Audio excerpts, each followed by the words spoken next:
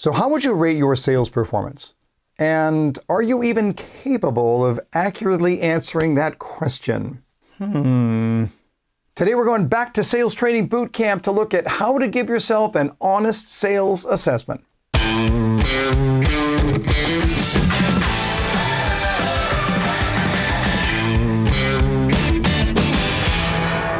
Welcome back, everyone, to the 5-Minute Sales Training, where today we'll look at giving yourself an honest sales assessment. Do us a favor, hit that like button too, and if you haven't subscribed, we sure appreciate that. How would you rate your own performance? Don't tell me in the comments just yet. You have to be careful about how you answer that because of an interesting phenomenon called the superiority bias. I'm awesome. See, we have a natural tendency to overrate our abilities. This is very prevalent in Western thought. You don't see it as much in Eastern cultures, but in the West, we overrate personality skills, problem-solving skills, even our driving skills. In fact, here's an interesting tidbit.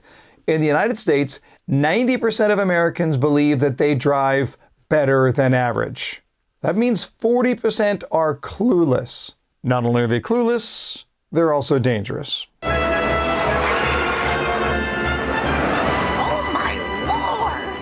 But it's more than that. On top of this superiority bias, there's another issue, sometimes called fundamental attribution error. One shorthand for that as it relates to sales is the idea that if it went well, it was because of me. But if it went poorly, it was because of some other factor. Now, all of this means that self-assessment is just not that easy to do. It's a difficult thing to get right. Well, that is a pretty grim assessment. So what are we going to do if we want to improve and we don't know how to self-assess accurately? Well, let me share with you a few ideas to do just that. First of all, get help from a peer. Find someone on the team who's willing to work with you, to practice together, to give you honest feedback, and to be able to tell you what they are observing. Now, I recognize this is not necessarily comfortable, but it is a very, very valuable way to get a third-party opinion to help you to see things that you otherwise would not see yourself. Now, the key here is honesty. Find someone who is willing to be honest and whose voice you trust. Well, it's no wonder you don't have any friends. Wow. Only a true friend would be that cruelly honest. Idea number 2, video record your own presentation. Now, when I say your own presentation, I mean a very small part of your presentation. You can learn so much, and it's actually much easier if you're only recording, say, 15 seconds at a time.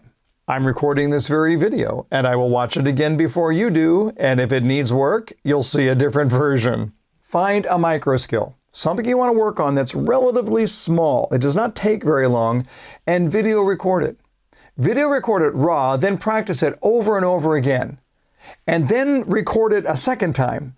Compare where you were to where you are once you've done it over and over and over. You're going to see some surprising results. This is a way to self-coach, and it's very effective. Idea number 3, work on your weakest point. Now, this is the most uncomfortable idea of all. Our natural human tendency is to move away from moments of discomfort, and working on your weakest point definitely has the potential for that discomfort. I want to encourage you to lean into those weak points. Recently, I was at a hockey practice, and I'm learning to play goalie, and it was getting near the end of the hour that I was going to be out on the ice. That's usually how long I'm out during a practice session, but in one of the last drills, the same guy shot it between my legs and into the net 3 different times. He got me in what's called the 5-hole. I kept giving up that same shot. Now, my hour was over, and normally I'd leave the ice, but I looked at it and I said, no, this is now an exposed weakness. This is something that I need to work on. So I stayed on the ice for another 20 minutes, and I told that guy, that's all I want you to do right now, is try and shoot in the 5-hole. Now, look, I knew that shot was coming, so it's not an actual game situation. But didn't I just describe role-playing? Right? Where we get into that moment and we know what's going to happen. We know what we're going to be practicing on. And it was invaluable to me to work on my weakest point.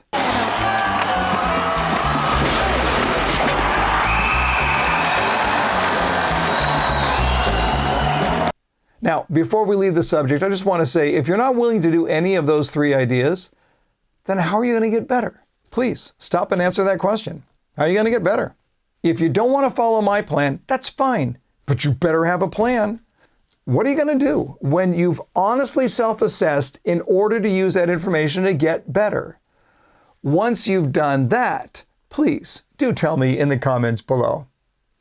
Hey, thanks for watching today's 5-minute sales training. You can leave a comment here. You can also leave a comment over on Sales 365. It's our social network for salespeople. There's more content from me, special workshops with industry leaders, thousands of sales professionals sharing their experiences and celebrating their victories. Head over to sales365.io to get started or download the app today from your app store. And until next time, my friends, learn more to earn more.